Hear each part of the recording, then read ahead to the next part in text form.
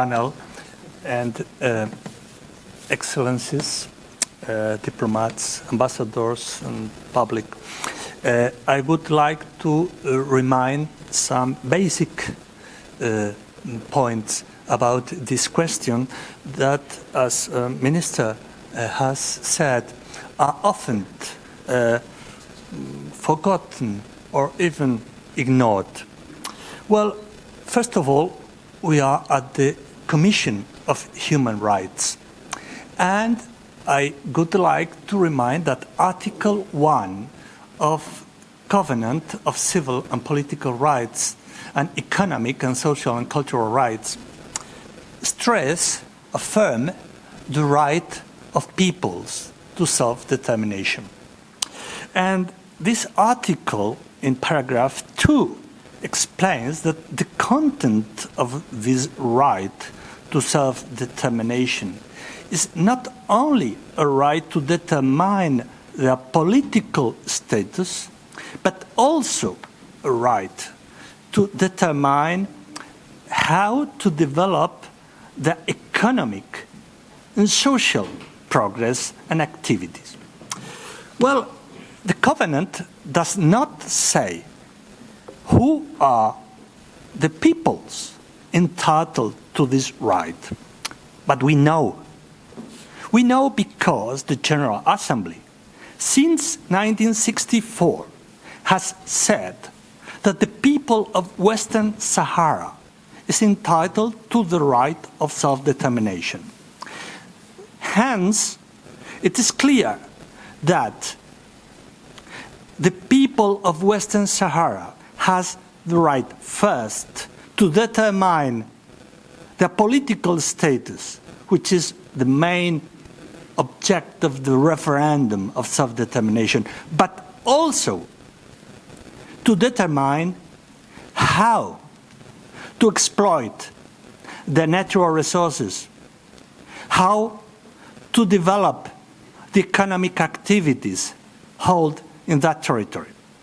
And this second sense of the right has been long neglected until, fortunately, before the European courts. Maître Dever has campaigned with success till now to establish that the self-determination is not only a political human right, but it's also an economic human right.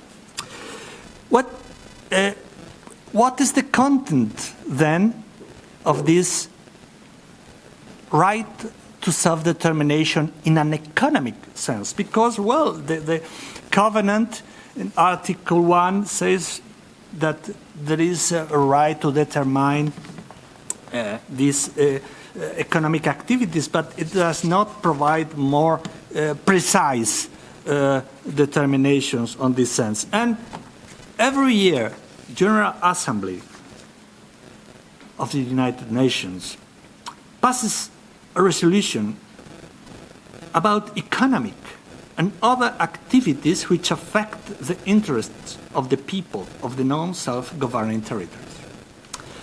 Well, Western Sahara is classified as one of the non-self-governing territories. What General Assembly says about that? Well, first of all, it says that there is a need to avoid any economic and other activities in non-self-governing territories which might adversely affect the interest of those peoples. Well, when an economic activity is carried on the benefit of the occupier, as it is, for instance, the agricultural activity in Western Sahara carried by firms owned by the King of Morocco, or fisheries activities carried by Moroccan owners, Moroccan militaries. Well, it's clear that those activities adversely affect the interests of the people of Western Sahara. The resolution asks, of course, every member state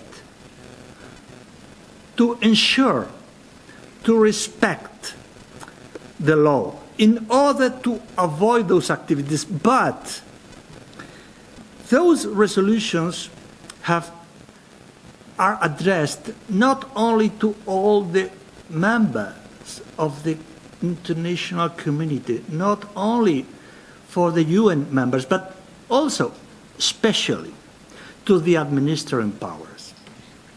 And here is one of the problems that we face in the Western Sahara case.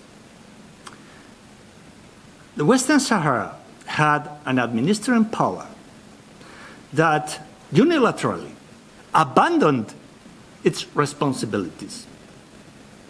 Spain was declared as the administering power of Western Sahara, and Spain unilaterally abandoned its responsibilities as the legal opinion of Undersecretary of Legal Affairs of the United Nations, Professor Hans Korel, stated in 2002. This is not legal.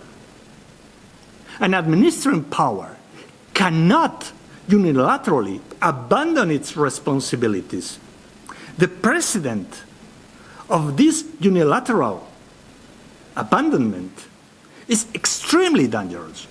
This is why I ask Spain, my government especially, to pay attention to those responsibilities which are especially important insofar as Spain is a member of the European Union, an international organization that enters into international agreements with the Kingdom of Morocco. International agreements that, as Maître Dever has said, have been declared illegal by the European Court of Justice. Then I would like to end stressing that, as Minister has said, international law is an imperfect law. There's a problem to enforce international law. But nevertheless, the enforcement of international law is not only the responsibility of the Security Council, that certainly is not current to its resolutions affirming the right to self-determination of the Western Sahara. It's also a responsibility of all the members of the international community. It's also a responsibility of all the bodies of the United Nations, as the United Nations Human Rights Council. It's also especially a responsibility of the administering power, who must be recalled to ensure before the European Union the respect for interests and the right to self-determination of the people of Western Sahara. I thank you.